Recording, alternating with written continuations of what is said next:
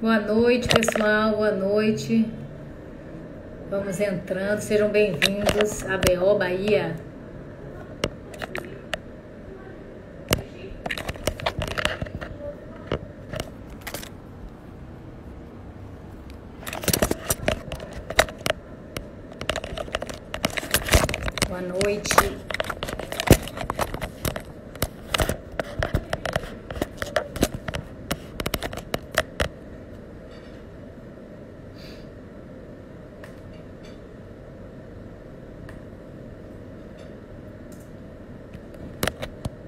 Boa noite. Boa noite, gente. Estou esperando só minha colega. Sejam bem-vindos. Bem-vindos à nossa live da BO, que vamos falar um pouco sobre o câncer de boca.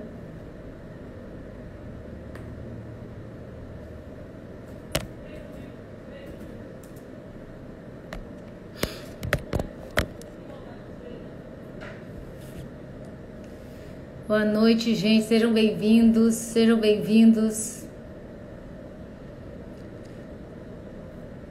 Minha colega e minha amiga já está entrando. Daqui a pouco a gente começa a nossa live. Mais 2 minutinhos, tá?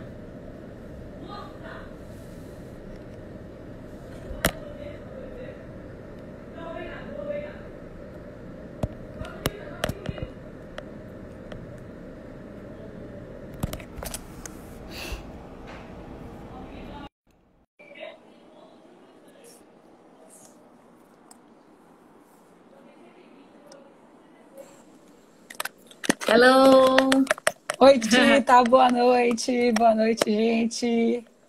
Que prazer estarmos juntas aqui para falar de um tema que a gente ama e que fazemos na prática. Que felicidade que vocês vieram, não deixaram a gente sozinha. Tudo bem que a gente conversa sozinha também, mas é muito bom ter para alguém falar, então vai ser bom demais. Gente, nosso objetivo é mesmo um bate-papo, então vocês podem ir colocando suas dúvidas, interagindo com a gente. Acho que a gente vai deixar os comentários ativados, né, Tita? Sim, vamos deixar.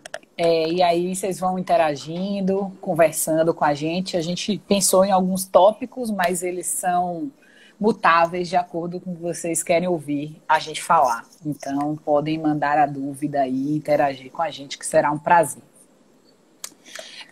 Eu vou falar só um pouquinho de nós duas. Só, né? Vamos esperar verdade, só, né? Porque ainda nem é 7. Agora estamos pontuais demais. E a gente nem é na vida real, mas como a gente está em casa. Vamos enganar, né? É verdade. Vamos esperar um pouquinho, então, que a gente ainda está antes do horário. Ótimo. Continuei. Sim. Então, a gente resolveu fazer essa live, né?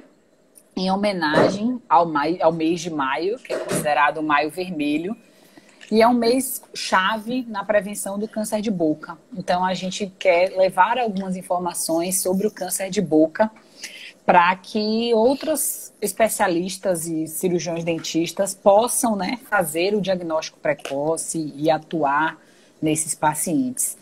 Nós duas fazemos parte do grupo de estomatologia da BO, eu sou professora da UFES e da Unirui, e juntas, nós duas e mais professora Liliane e professora Viviane, fazemos parte do corpo docente fixo da especialização de estomatologia. Tita, se apresenta aí. Pronto, gente, então, né, agora que são 7 horas, então vamos devagarzinho, vamos começando, esperando só o povo poder entrar, quem se programou para estar às 7 horas entrando. Então vamos... É bom que a gente vai vendo os queridos. Midi, a gente tem tantos queridos aqui, que legal. Com certeza. Midi é querida de nós duas. A gente divide. Oi, Cida! Que bom você aqui também. Bom, gente, então é isso. Meu nome é Patrícia, né? Eu sou professora da UFBA de estomatologia, radiologia e odontologia hospitalar e professora dos cursos de especialização em estomatologia, radiologia e odontologia hospitalar. Então a gente tem que fazer nossa propaganda, né, Thay? Já que a gente está na página da BO, falar que a gente tem esses 3 cursos ativos, né? Oi, Anne!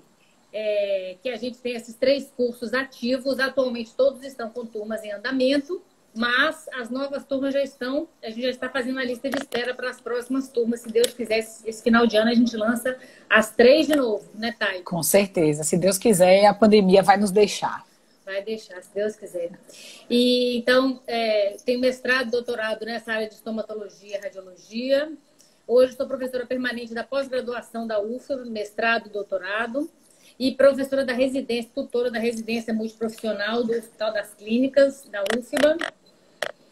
E uma coisa bem legal, eu sou teleconsultora agora da CESAP. Né? Isso é uma coisa bem legal. Eu, professora Viviane Sarmento, professora Liliane Lins, a gente está nesse projeto junto com a Faculdade de Medicina, que é um projeto bem legal para todos os dentistas que estão no interior, que estão em qualquer lugar, em qualquer posto de saúde, que têm suas dúvidas de um caso difícil, uma dúvida no tratamento. Pode entrar em contato com a CESAB, tem lá telemedicina, teleconsultoria em saúde. Faz a sua dúvida, a sua questão clínica, e aí é direcionado para a gente. Então, nós somos os únicos que não médicos nessa telemedicina, né? Então, tá bem legal. A gente espera que a gente possa ajudar quem está distante. Às vezes é uma dúvida que pode ser resolvida à distância, né? Então, logicamente, professora de estômago, a gente vai falar que o exame clínico é soberano, mas algumas vezes assim, a teleconsultoria está se marcando como uma coisa possível, né, de se ajudar quem está à distância, tirar dúvida, discutir um caso. Então também é bem legal isso. E é uma coisa que a gente muitas vezes já vivencia no nosso dia a dia, né? Das pessoas nos perguntando, para a gente tentar ajudá-las à distância, já que muitas vezes a gente não pode estar presente fisicamente. Então é uma questão de sistematizar isso. Isso é bem interessante.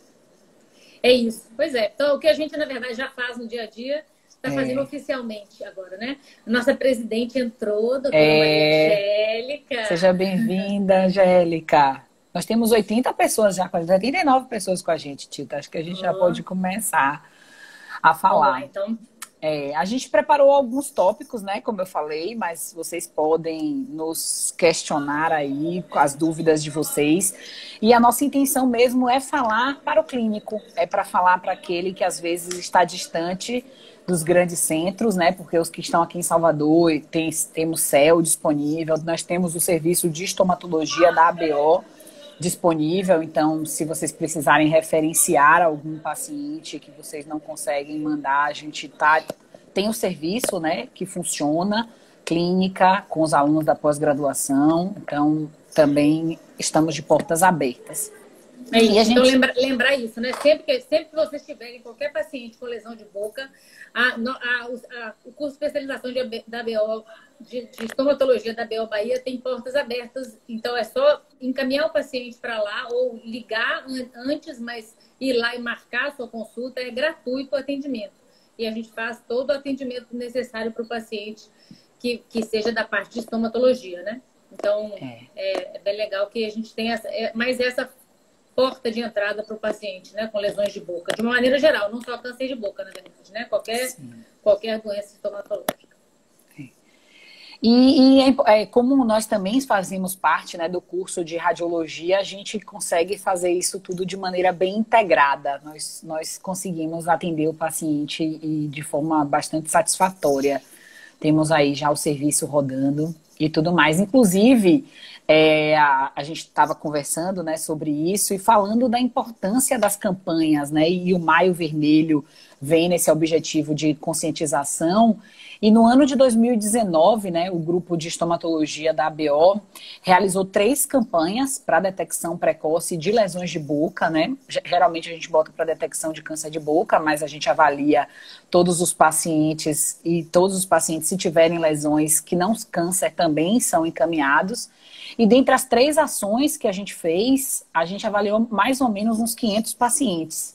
Então, realmente, quem está aí distante e pretende fazer esse tipo de campanha, pode nos referenciar o paciente e será um prazer ajudar. Tem cidades do interior, inclusive, que já fazem isso, que mandam e aí já nos avisam, inclusive quando tem suspeita de carcinoma, porque muitas vezes a gente já pede para solicitar alguns exames para o paciente já vir, a gente vai falar um pouco sobre isso.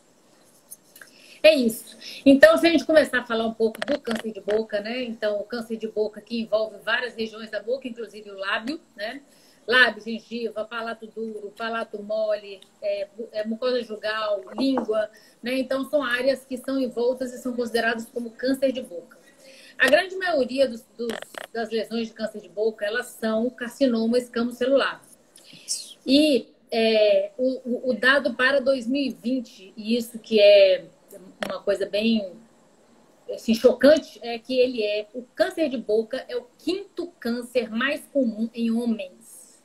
Para 2020, o INCA determina que vão ter 11.200 casos novos de câncer de boca. Né? 750 então, na Bahia, Tita. O INCA determina. 750 na Bahia. Então assim, é um câncer ainda muito prevalente, porque imagina a quantidade de outros órgãos que temos para poder ter câncer e a boca é o quinto lugar. E sabe o que é o mais chocante nisso? É que o câncer de boca, ele, na maior parte, ele é prevenível. Então, ele é um câncer que tem um fator de risco muito importante associado ao fumo. Então, isso é que é o mais importante. E nós, dentistas, somos os responsáveis para que isso aumente, né? Assim, para que isso não aumente mais. Então, a gente faz parte do processo de diagnóstico todo do câncer. Né? Então, nós estamos lá na saúde da família, a gente está no posto de saúde, a gente está na atenção média, a gente está na alta. Então, a gente pode acompanhar cada grupo no seu local de trabalho, né? Todas essas fases do câncer. E é isso que a gente veio falar aqui hoje, de que não é necessário ser estomatologista para poder fazer diagnóstico de câncer. Né? Então, a gente precisa chamar atenção principalmente dos fatores de risco e os sinais iniciais do câncer de boca, para que qualquer dentista possa, pelo menos, suspeitar e poder encaminhar quando houver uma suspeita. Então, esse que é o mais importante que a gente tem que levar em mente. É de ser um câncer prevenível. Né? Se a gente conseguir diminuir o fumo, a gente diminui muito a probabilidade de um paciente ter câncer de boca.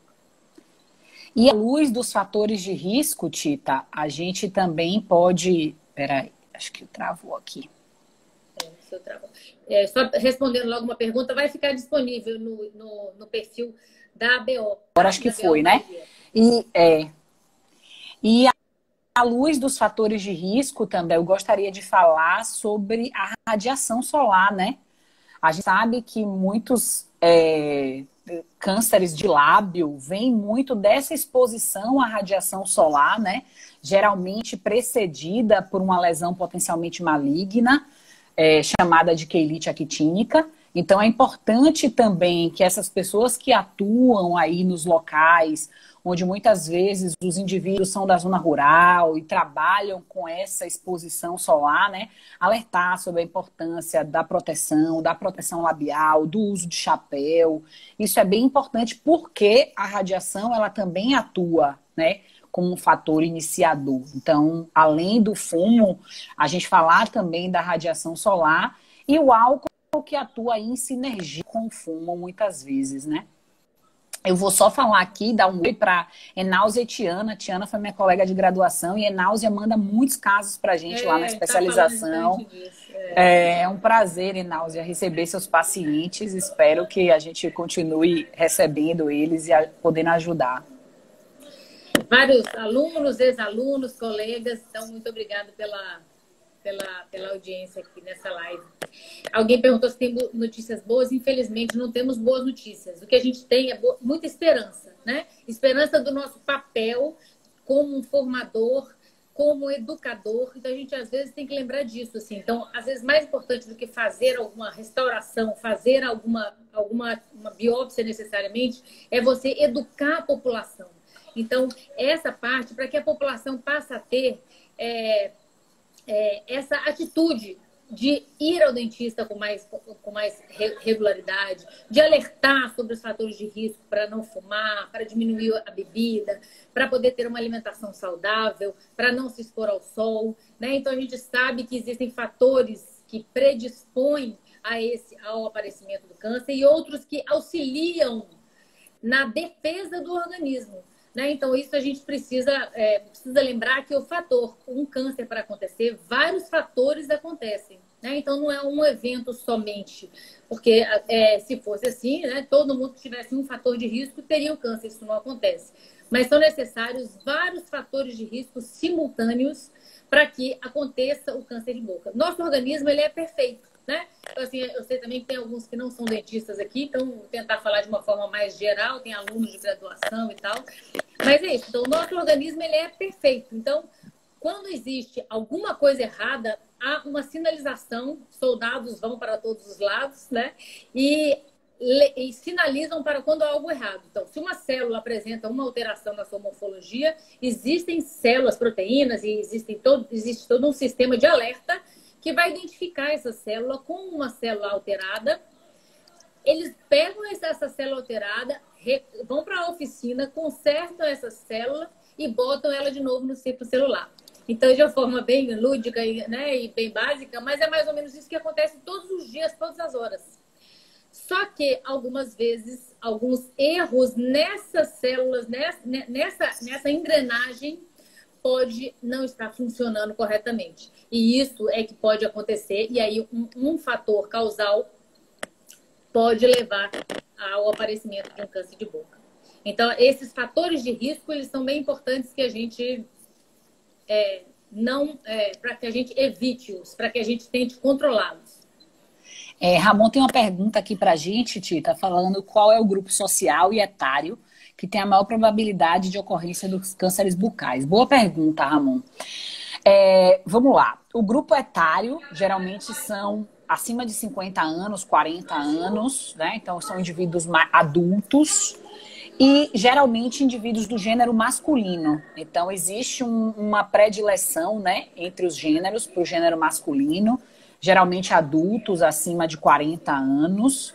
E sobre o grupo social, como a Patrícia falou aí em relação aos fatores, né, que podem ajudar na formação das neoplasias malignas, existe a nutrição, existe o cuidado, né? Então, muitas vezes, realmente, infelizmente, o grupo social que é acometido tem mais relação com socioeconômicos de fragilidade.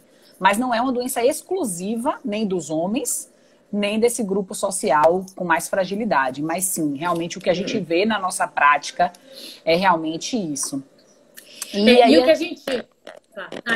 Completando isso que você falou, e o que a gente vê nessa faixa etária, quando a gente vai para a clínica, a gente vê isso, que pacientes que têm menos recursos, tanto para se alimentarem bem, para terem uma alimentação saudável, ter uma boa nutrição, terem condições de higiene, frequentarem frequentemente o dentista, tudo isso está associado a esse fator social. Outro fator que acaba interferindo é o seguinte: quando o paciente consegue ter acesso a um dentista e tem o hábito de ir frequentemente ao dentista e tem um sistema imunológico eficiente, vai ser descoberto esse câncer no início.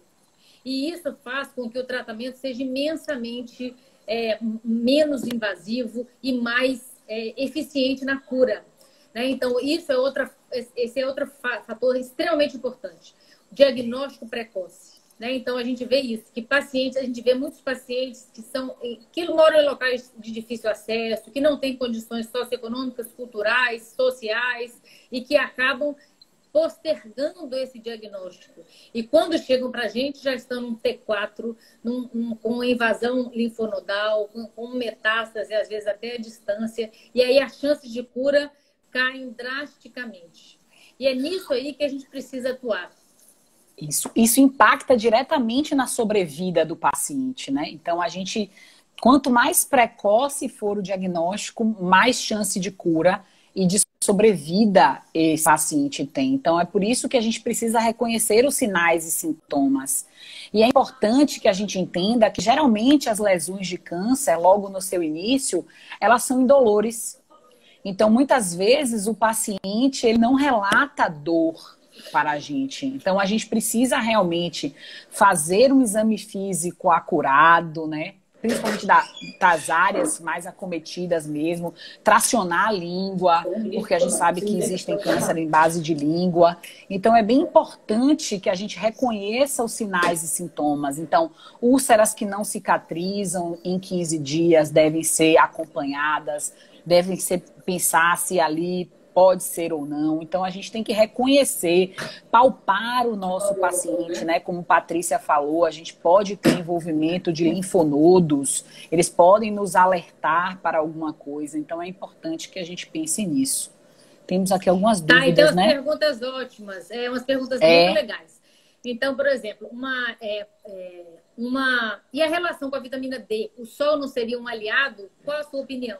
Pois é, essa agora virou um grande problema, tanto para a gente, né, nesse sentido, quanto para os dermatologistas. Então, o que sempre se falava, a classe médica de uma maneira geral, né? Não tomar sol no horário de pico, né? Usar protetor solar para prevenir o câncer de pele e, consequentemente, o de boca e de lábio. Isso continua sendo um fator importante. Mas surgiu outro problema, que é a absorção da vitamina D, que ela é melhor justamente nos horários de pico do sol, né? Então, o que a gente precisa é do equilíbrio, né? Então, o que a gente precisa é do equilíbrio, né? Então, a gente precisa se expor ao sol para que a gente possa ter ativação da vitamina D, né?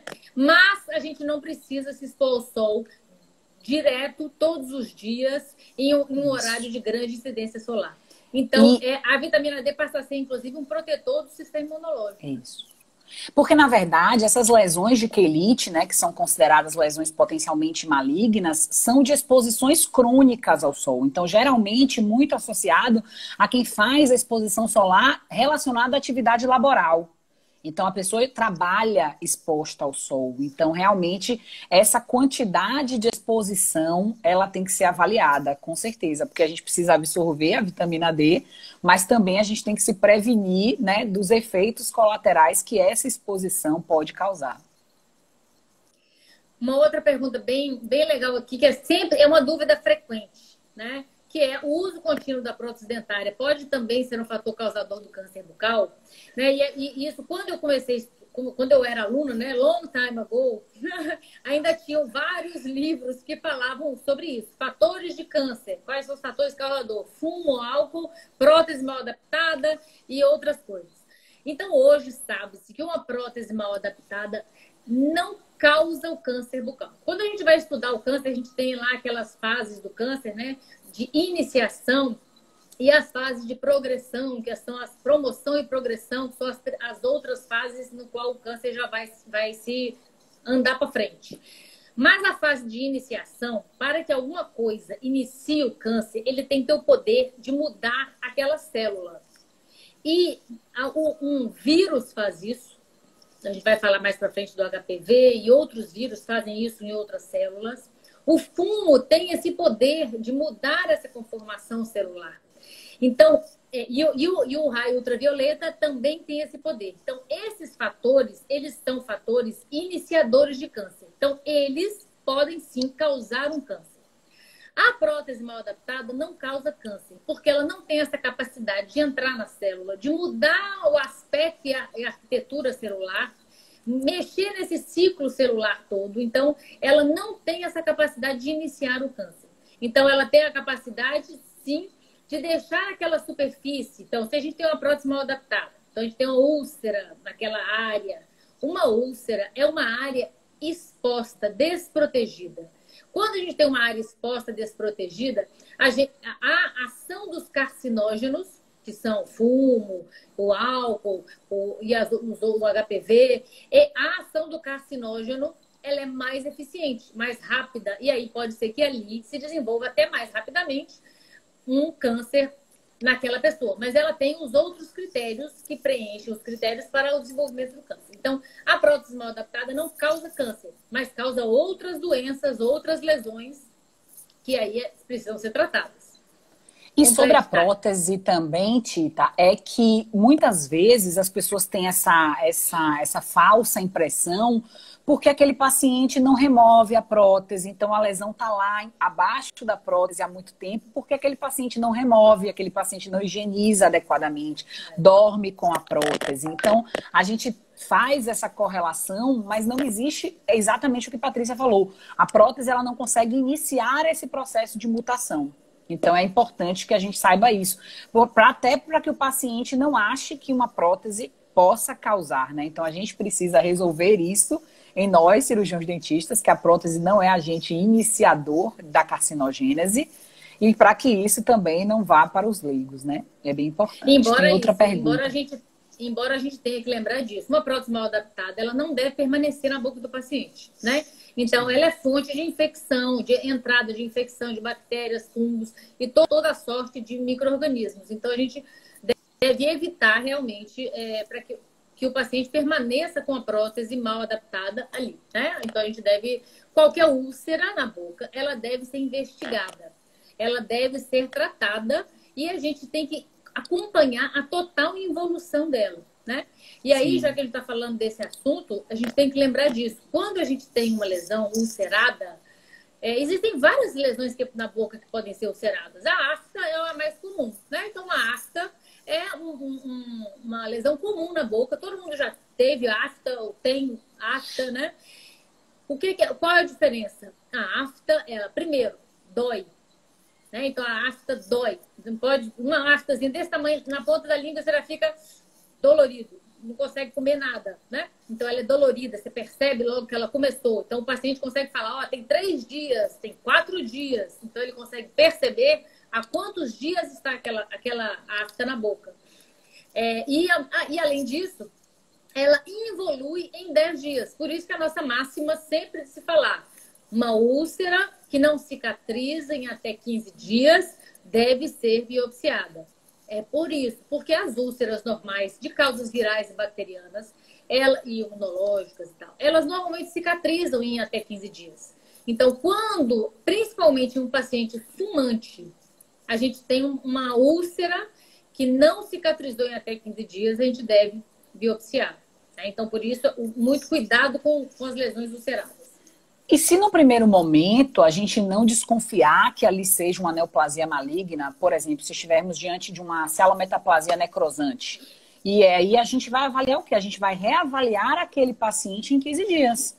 Porque, como a Patrícia falou, se não for uma lesão de câncer, se não for uma neoplasia maligna, vai estar melhorando. Pode ainda não ter cicatrizado completamente, como, por exemplo, nas úlceras afitosas maiores, que às vezes não cicatrizam em 15 dias, mas vão estar doendo e vão estar em processo de cicatrização. Então, a gente tem que ficar muito atento e eu acho que a palavra acompanhamento é muito importante quando a gente trata dos pacientes que tem lesão. Então, assim, se a gente institui também, eu não acho que é câncer no primeiro momento, eu instituí uma terapia, por exemplo, com corticoide tópico. Então, eu espero que se for realmente uma ulceração aftosa recorrente, ela melhore.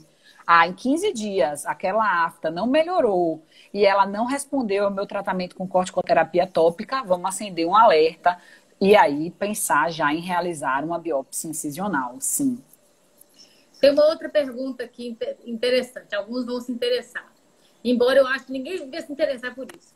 Então, fumo é um fator geral ou depende do que se fume? Exemplo, tabaco, né, que tem um fator maior que a maconha, qualquer outra substância que seja utilizada por meio do fumo. Isso é interessante, porque, na verdade, a gente precisa entender isso, né? Hoje existem vários tipos de fumo, né? Ou vários tipos de uso do tabaco. Então, na maioria das vezes é o seguinte, quanto mais se fuma, durante mais tempo e a maior quantidade, maior é o risco de se ter um câncer. Então, normalmente está relacionado a isso. Quanto maior o tempo e a frequência, maior o risco de se ter câncer. Algumas formas de tabaco, elas têm a capacidade maior de causar. Então, por exemplo, o cachimbo. O cachimbo é uma forma de fumo que normalmente não tem filtro, não tem proteção nenhuma. Então, ele tem uma forte capacidade, uma alta capacidade de causar câncer de boca. Então, a gente tem que tomar muito cuidado com esses pacientes que usam cachimbo, que usam fumo de rolo, que são os pacientes mais do interior, pacientes que fumam durante muito tempo, esse fumo sem filtro, né? Que o filtro ele diminui um pouco a quantidade de fatores químicos e de térmicos que vão agregar, que vão influenciar naquela mucosa.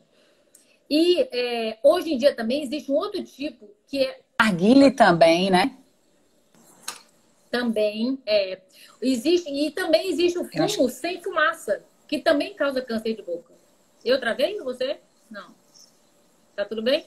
Não, acho que fui eu, mas já se destravei, Então, existe um outro tipo de fumo que está agora na moda, porque agora, né, os fumantes não podem mais fumar a fumaça dentro de um local fechado. E existem vários fumos que são fumo de rolo mesmo, ou outros tipos de fumo sem fumaça, que a pessoa bota na mucosa. Então, a pessoa bota na mucosa ali, ou embaixo da língua, ou no fundo alveolar, aqui na mucosa alveolar, e ali vai ser distribuída a nicotina. Só que nesses casos também é mais arriscado ainda, porque esse fumo vai estar em contato com a mucosa bucal e pode ser a quantidade de nicotina pode ser até 40 vezes maior do que num fumo fumado. Aí eu fico brincando com meus alunos, e antes de você complementar, que esse fumo, a vantagem desse fumo, que é sem fumaça, é que só faz mal para quem fuma, né? Não faz mal para o passivo. Então, a única vantagem é essa. Então, e eu falo do narguilé é que ele vai ser extinto no mundo pós-Covid, né? Porque não vai mais se compartilhar. Então, ainda vamos ter aí, acho que a extinção, ou a cada pessoa vai fumar sozinho. Realmente, assim... Vamos arranjar outra coisa para fazer, né? Coisa mais sem graça. Agora fazer outra coisa.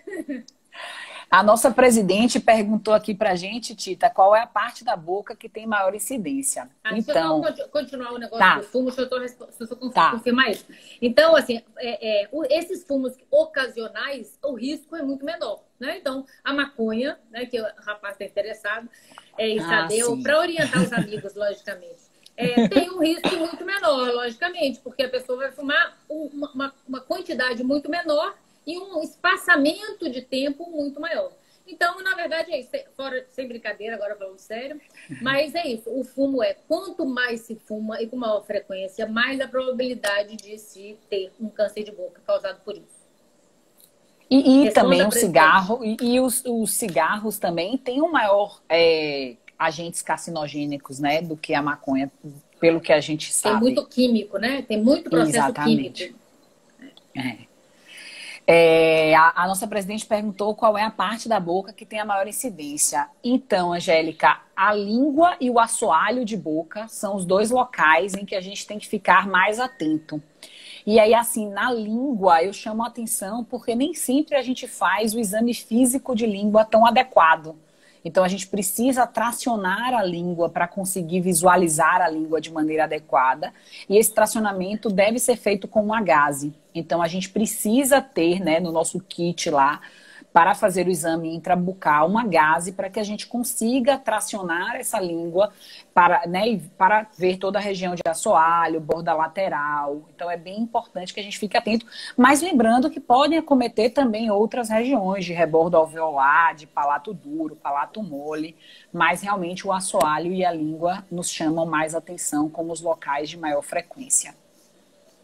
E aí são áreas que têm esse problema, muitas vezes não são visualizadas, porque o paciente normalmente não eleva a língua, ele não olha embaixo da língua, né? Então, quando está nas fases iniciais, às vezes ele não percebe. E a grande desvantagem também disso, né, de ser essa região mais prevalente, é que essas são áreas de maior metástase, porque eles estão muito próximos das regiões dos linfonodos e que são mais facilmente esses tumores metastatizam, né? Aí, complementando aqui, que Valéria, um beijo, Valéria, falou sobre a vitamina D, é verdade. Então, assim, a vitamina D, ela deve ser absorvida, o ideal é que ela seja absorvida naturalmente na nossa vida, que a gente se expõe ao sol, porque o sol, com proteção relativa, ele tem vantagens. Mas, em casos, como quando a pessoa não pode se expor, por exemplo, ela tem contraindicação de exposição solar. Você pode tomar por via oral a vitamina D e repor aquela vitamina D se houver falta né? Mais uma vez, a gente deve lembrar que vitamina, né, ou qualquer outro medicamento, suplementação, não se faz de uso próprio. Só se suplementa vitaminas ou qualquer outra coisa quando você percebe, você faz um exame, percebe que está em falta e você vai suplementar quando existe aquela falta daquele específico. Então, deve ser feito por um profissional de saúde, que vai saber solicitar aquele exame, interpretar e poder suplementar, né? Mas é isso, Valéria. Realmente, quando o paciente não pode se expor, por qualquer motivo que seja, a suplementação também é não é a forma ideal, mas é uma forma assim de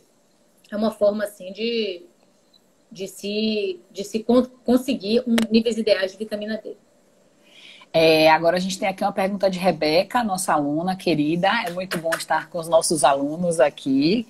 E aí ela nos pergunta como a gente estimular o paciente a fazer o autoexame bucal. Então, Beca, eu acho que um desses momentos da gente estimular é no Maio Vermelho, é em bate-papos como esse, onde a gente pode levar as informações para os cirurgiões dentistas. Então, eu acho que, obviamente, o autoexame não exclui a visita ao cirurgião dentista. Então, a gente tem que estimular, né, o paciente a visitar o cirurgião dentista, mas muitas vezes, se ele tiver, né, o cuidado de olhar a sua cavidade bucal e notar que alguma coisa não está normal, ele vai nos procurar antecipadamente. Então, eu acho que a gente, como agentes de saúde, né, como promotores de saúde, devemos sempre estimular o nosso paciente e, com certeza, na sua prática clínica, por exemplo, você vê pacientes que nunca foram estimulados a remover a prótese, que não higienizam a prótese adequadamente, por exemplo. Então, isso tudo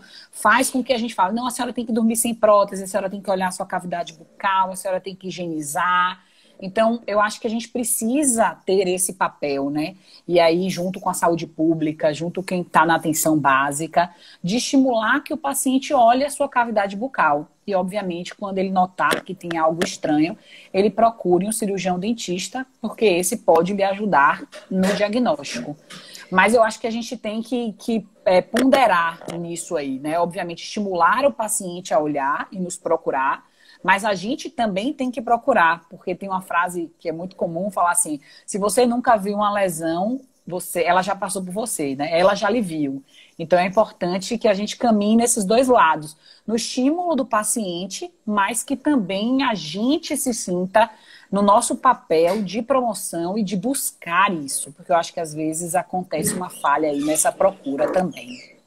Pois é, então assim, em relação a essa questão do autoexame, né, e a Rebeca é nossa aluna da especialização de estomatologia, então a gente às vezes aprofunda mais na discussão, existem realmente polêmicas quanto a uma atitude do governo no sentido de estimular o autoexame ou não de campanhas públicas.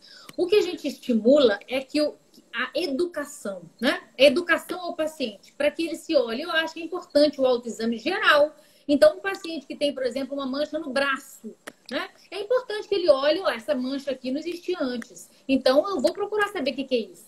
Assim como na boca. Se aparecer um negócio na língua, eu não tinha isso antes, deixa eu procurar.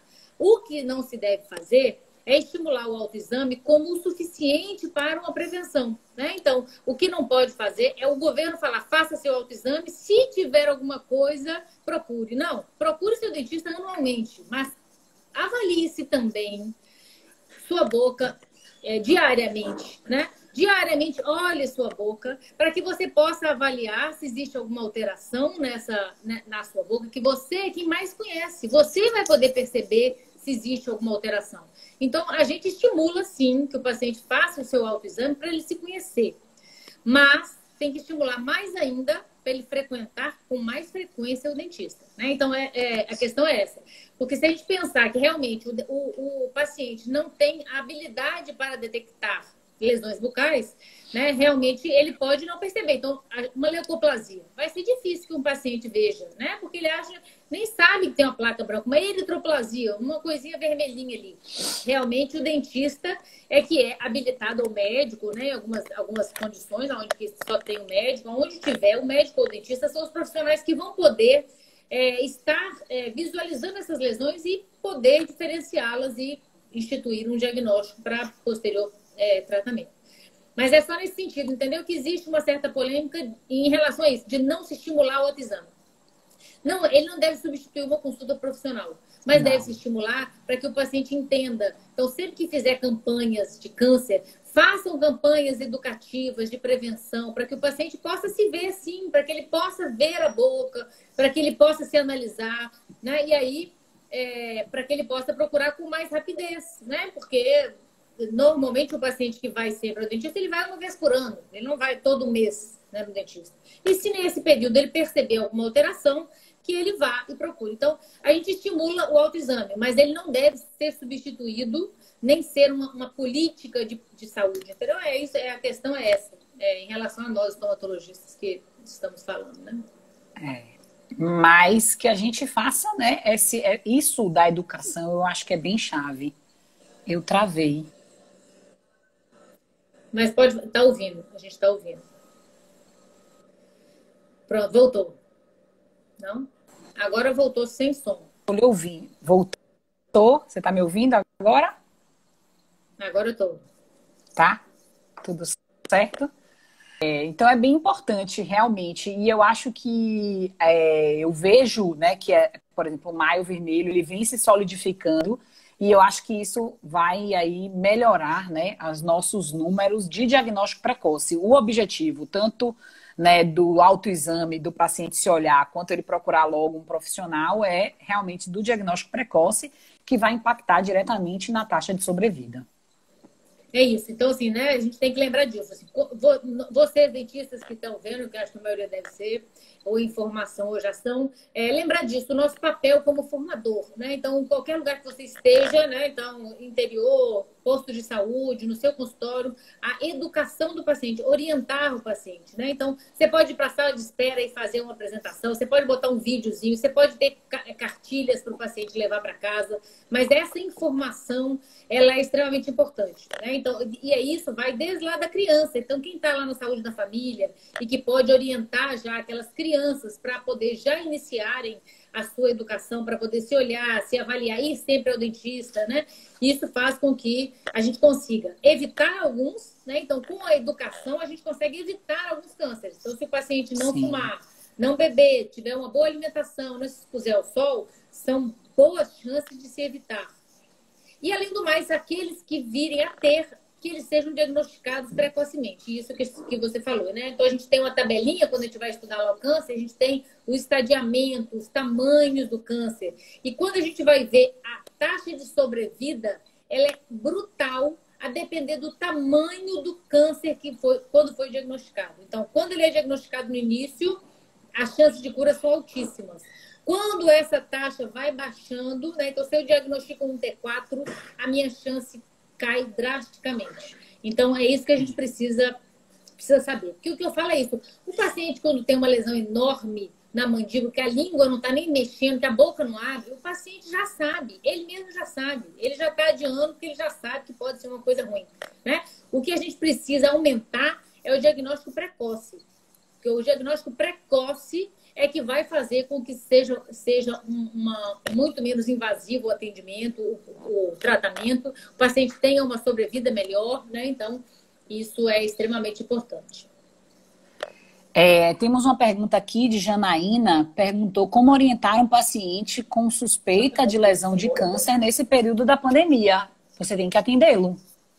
A pandemia, o câncer não vai esperar a pandemia, Janaína. Então, se dentre as suas hipóteses de diagnóstico incluir um carcinoma, né, uma neoplasia maligna, um carcinoma escamocelular, se for um câncer de boca o mais comum, inclui, nesse momento, realizar uma biópsia incisional. Sim, você deve atender esse paciente para realizar uma biópsia incisional, já que existe essa suspeita. E lembrando que já que existe uma suspeita, né, se dentro das suas hipóteses de diagnóstico incluir uma neoplasia maligna, o seu procedimento deve ser uma biópsia incisional, que é quando a gente remove uma parte da lesão e uma parte do tecido sadio e manda isso para análise. Nunca nós, cirurgiões dentistas, frente a uma suspeita de lesão com malignidade, devemos realizar uma biópsia excisional. Porque uma biópsia excisional, quando a gente remove tudo, é modalidade de tratamento. E nós somos vedados pelo nosso código de ética de tratar neoplasias malignas. Então, todas as vezes que a gente desconfiar de neoplasias malignas, a gente realiza uma biópsia incisional, que aí todo mundo tem que lembrar que é quando a gente pega um pedaço da lesão e um pedaço do tecido sadio ao redor. Bom, perguntaram aqui também qual a duração de uma prótese fixa. Na verdade é o seguinte, então a prótese fixa, né, não sei quem está perguntando se é dentista ou não, mas a prótese fixa é aquela que ela é fixada, é cimentada nos dentes, né? E então, o tempo dela pode ser eterno. Na verdade, vai depender da manutenção do paciente. Então, a prótese fixa, ela não tem um tempo específico de ter que ser trocada, desde que ela não esteja causando, não tenha nenhuma cárie subjacente, não esteja causando, atrapalhando, dificultando a higienização e causando uma doença periodontal, né? Ela pode ser mantida durante muito tempo. Então, uma prótese fixa feita de metal, uma prótese fixa feita de cerâmica, ela pode durar muitos anos, 20 anos, 30 anos, 40 anos. Então, ela não precisa ser trocada. A prótese removível, que é aquela de tirar, né? Principalmente as de acrílico, elas sim, elas vão se degradando, elas vão se tornando porosas ao longo do tempo e precisam de uma troca.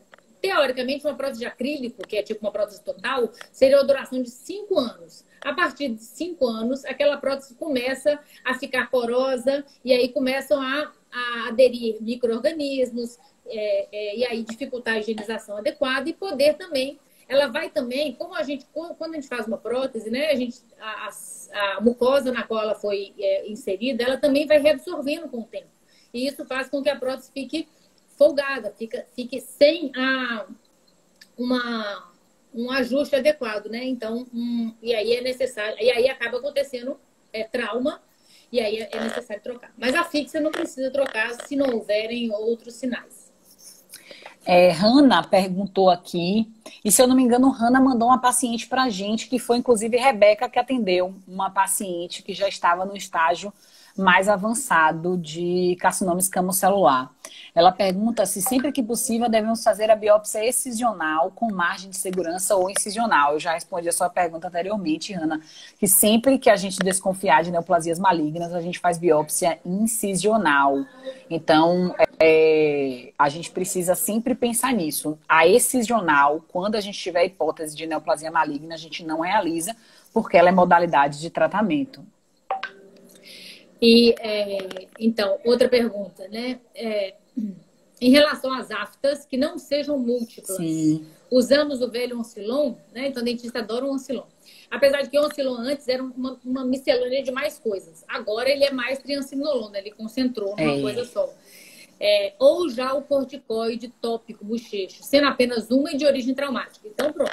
Então, quando existe apenas uma úlcera, a gente pode usar algo tópico, realmente. Primeiro, é importante determinar aquelas coisas que a gente já falou, né? O aspecto da úlcera, então, se é uma úlcera dolorida, se for uma úlcera traumática, aonde está o trauma? Né? Então, procurar saber se tem um dente ao lado, um dente que está cortante, uma prótese com bordas cortantes, ou o que ele falou, às vezes, que mordeu a língua, um trauma só, e aí o paciente identifica, né, que mordeu a língua e gerou uma úlcera.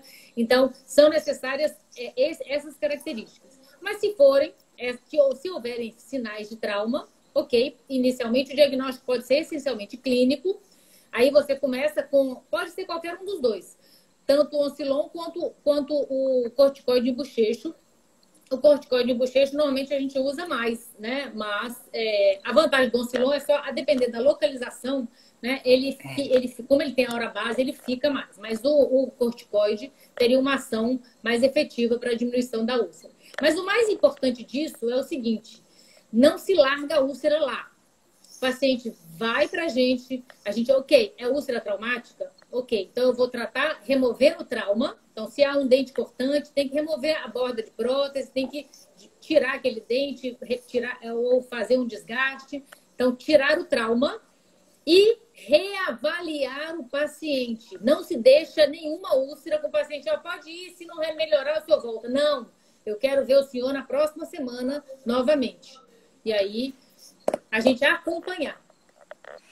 Temos muitas perguntas, eu vou tentar indo Ótimo. responder, mas tem uma aqui que eu achei bem interessante para o tema da live, de Angélica também, que ela pergunta quais os protocolos que o dentista clínico deve seguir para a biópsia ou sempre deve encaminhar ao estomatologista. Uma das nossos objetivos aqui hoje, Angélica, é justamente desmistificar que é só o estomatologista que atende esse paciente, porque a gente não está em todos os locais, nós temos poucos estomatologistas na Bahia e no Brasil, por exemplo, e a gente deve estimular que o clínico, sim, participe do diagnóstico. Então, todas as vezes que o clínico se depara com uma lesão e encontra sinais e sintomas de neoplasia maligna, se ele se sentir apto a realizar uma biópsia incisional, ele realiza, e aí depois ele dá o devido encaminhamento ao paciente, ou se por acaso ele não se sentir apto, ele assim deve encaminhar ao estomatologista. Mas a gente sabe que muitas cidades não possuem estomatologista, e isso muitas vezes, inclusive, retarda muito o tratamento do paciente. Então vou ressaltar que a gente está aqui de portas abertas para receber, mas o clínico pode sim realizar a biópsia incisional. O que eu quero alertar é que o que vem antes da biópsia, que é fazer hipótese de diagnóstico. Então, se você não sabe muito bem o que pode ser, aí talvez seja realmente melhor encaminhar o estomatologista. Mas se você consegue, através da anamnese, do seu exame físico, respaldar a sua hipótese, sim, realiza a biópsia incisional e aí depois dá o devido encaminhamento para o paciente. E aí o estomatologista pode surgir nessa segunda etapa, quando o paciente for encaminhado para o tratamento, e aí o estomatologista vai fazer o suporte a esse paciente durante o tratamento oncológico. É bem importante também essa etapa. E não tem demérito nenhum em encaminhar e não saber o que é, né? O importante é não fingir que não viu. Só não pode fingir que não viu, né? Então, se você está achando que alguma coisa estranha, uma mancha, alguma área que você não sabe, pode não ser nada, mas pode não ser nada. Sim, pode não ser nada, mas se você não souber, encaminhe, né? Faça um encaminhamento para seguir no processo diagnóstico. E Bruno está perguntando aqui, ó, Bruno, beijinho, querido. O fumo eletrônico tem os mesmos efeitos para o risco de câncer? Na verdade, é o seguinte, não sabemos ainda exatamente. Porque o fumo eletrônico, ele é recente, né? O que tem acontecido agora, mas ele é nicotina. A questão é que a pessoa pode dosar a quantidade de nicotina do seu próprio cigarro. Né? Porque, na verdade, ele surgiu para isso. Ele surgiu para poder tirar o hábito de fumo, né? A conversa fiada dos produtores, a conversa fiada era essa, de que era para você diminuindo, e realmente você pode fazer isso. Você pode usar muita nicotina ou você pode usar um pouquinho só. Então, ele seria indicado para quem já fuma e quer ir diminuindo devagar o fumo até poder largar de fumar. Então, quem usa muita nicotina vai ter mais risco. O que tem acontecido com esse fumo eletrônico ainda não se sabe direito. Então, tem uma onda agora de mortes súbitas de pacientes jovens, pessoas jovens que estão fumando esses cigarros eletrônicos com uma doença grave no pulmão. Né? Então, ainda nem os médicos sabem exatamente por que isso está acontecendo. Então, também não se sabe. Então, não se tem ninguém que está há 30 anos fumando cigarro eletrônico para a gente ver se na boca teria câncer. Né? Então, ainda que eu saiba, eu não vi nenhum estudo ainda com cigarro eletrônico. Então, o potencial tem, porque tem a nicotina, que é carcinogênico. Mas, realmente, a gente não sabe. Acho que não se sabe ainda não. Mas, bom, ele faz mal. Ele faz muito mal. E talvez faça até mais mal do que o outro. Porque, por causa desses casos, de como ele tem essa aspiração, né? Como é que fala? Essa fumaça, né? Como é que fala? Vaporização. Ele vaporiza, parece que ele chega mais rapidamente ao pulmão e causa uma doença rapidamente. Narguilé prejudicial? Sim. Narguilé prejudicial. Sim. Também tem nicotina, também faz mal. Só que você normalmente usa menos o narguilé, com menos frequência, né? E então tem o risco menor nesse sentido, porque há uma menor frequência do uso. Mas não fica usando assim, não. Vamos fazer outra coisa ao invés de usar narguilé. Verbrina, uma aluna minha lá da UFST, está nos perguntando se o álcool tem uma relação direta com câncer de bucal. Então, Verbrina, como a professora Patrícia falou no começo, o álcool ele não é capaz de inicializar a carcinogênese. Os estudos mais atuais falam isso, mas ele é, sim, capaz de potencializar, principalmente na sua associação com o cigarro. Então, a gente tem que conscientizar os nossos pacientes sobre isso, mas os estudos mais atuais falam que ele não é capaz de inicializar, mas sim ele pode potencializar essas etapas da carcinogênese. Gente, várias perguntas, que massa, tô adorando. Eu ficava aqui mais um tempão, já foi só tem 10 minutos, É isso. Que bom, que ótimo. Então, eu vou perguntar aqui, em relação a outros tipos de drogas muito comuns na nossa sociedade, como crack, cocaína, como se comporta em relação ao cigarro comum? Na verdade, é o seguinte, não se tem dados se essas drogas causam câncer de boca. Não existe essa relação. Na verdade, assim, o crack ele é tão agressivo que nem se usa há tantos anos, né? Porque o paciente tem tantas doenças associadas e ele é tão agressivo que acho que nem dá para se usar tantos anos crack de uma forma crônica, né? Porque ele nem se dá para estudar, entendeu? Não dá para estudar uma pessoa que use crack há 20 anos. Então, não se tem essa relação de cocaína e crack em relação ao câncer de boca. Não conheço nenhuma pesquisa científica que embase esses dados. Aparentemente, não existe uma relação direta. Indiretamente, sim, né? Outras coisas vão acontecer. Um paciente que fuma crack, um paciente que é exposto a vários tipos de vírus, a imunodeficiência é importante, né? Então, aí outras coisas, outras associações podem acontecer. A gente lembrar disso, o sistema imunológico ele é muito importante na defesa, né, do nosso organismo, de tudo, e também na ocorrência de câncer.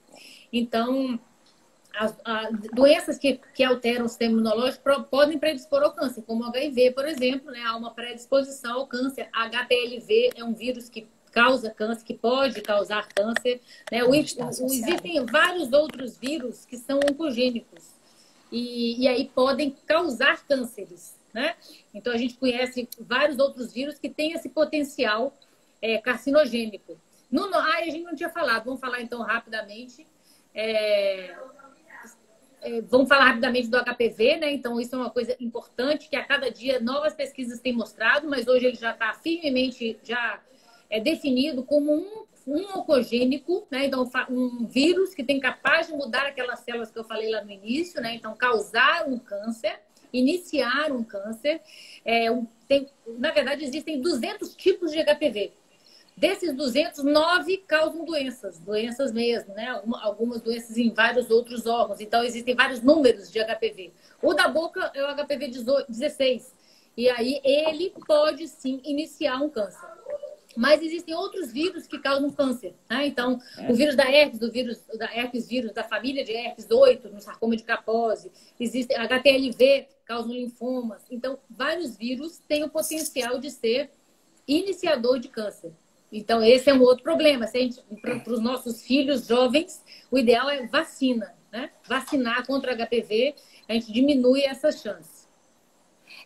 Só sobre o HPV, Tita, ele está mais correlacionado, né, com câncer de orofaringe do que com câncer de boca mesmo, só para a gente ficar atento, né, quando a gente fala sobre isso, para que a gente leve a informação de maneira adequada, que é mais correlacionado com câncer de orofaringe. Tem uma pergunta aqui interessante, eu não sei quanto tempo a gente tem, mas eu vou querer responder. A biópsia excisional é modalidade de tratamento. Quem está legalmente indicado a fazer? Legalmente indicado a fazer biópsias excisionais em neoplasias malignas são os médicos. Nós não fazemos justamente porque está vedado no nosso código de ética tratar câncer. E biópsia excisional, como você mesmo afirmou, é modalidade de tratamento. Lembrar aqui, professora Viviane, nossa amada, todo o nosso amor. Beijo, uma lei federal, ela já sabe de qual o número da lei, que eu não sei, 13.230 de 2015, que trata a Semana Nacional de Prevenção do Câncer de Boca. Isso é muito legal mesmo, assim. Então, onde você estiver, você, dentista que está aí, faça no seu campo de ação, né, no seu posto de saúde, na sua área, a prevenção, informação da sociedade de prevenção de lesões iniciais, fatores de risco, né? Então, é extremamente importante atuar nisso. Ai, tantas de perguntas, meu Deus. Lesões bucais e Muito. tipo de cânceres bucais. Quais lesões bucais, os principais tipos de cânceres bucais na fase inicial pode ter diagnóstico diferencial? Nossa, um Ah, tanto. boa pergunta. Ótima. Vamos ver se a Boas gente consegue perguntas. responder. Então, a Bom, gente tem de uma maneira paracoxidioide. geral, Ah, vá, pode de uma responder. maneira geral, lesão ulcerada. Qualquer lesão qualquer úlcera que não cicatriza em 15 dias, ela é o fator, é a principal sinal de alerta. E a gente pode ter isso. Então, a gente pode ter a mais comum, úlcera traumática. A segunda mais comum,